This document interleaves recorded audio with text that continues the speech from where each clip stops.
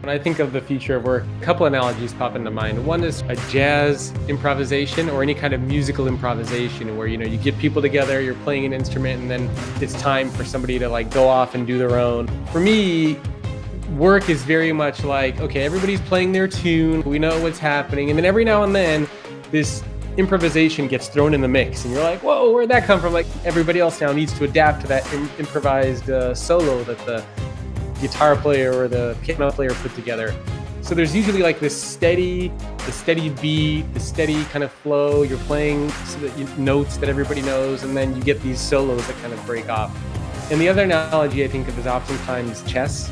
And with chess, during the first few moves of a game, it's called the opening. For top Grandmasters, they play something known as theory, meaning a lot of computers and engines have been used where they can figure out, what are the first best moves that you should be making for the first 10, 15 moves of any game. And so it's very structured. So when you see Grandmasters playing a game of chess, the first 10, 15 moves, they play almost instantly. And then they get to a point on the board when they're out of theory, so to speak. They're out of the book, and they have to think for themselves. And every now and then somebody makes a novelty, because they make a move on the board where it takes you out of theory. It's totally something new. And that's another analogy I think of when we think of the future of work.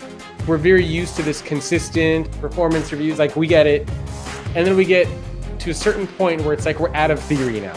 Pandemic happens, a recession happens, some kind of crisis. You're out of theory now. There's no guide for what you should be doing, and you're kind of thinking on your own. And I feel like that's very much where we are now. We're at a point where the world has played this novelty move on us. We used to know the moves for a long time, and now we're at a position on the board where it's kind of we got to think for ourselves now. There's no blueprint, there's no guide, there's nothing that's telling us what we should be doing.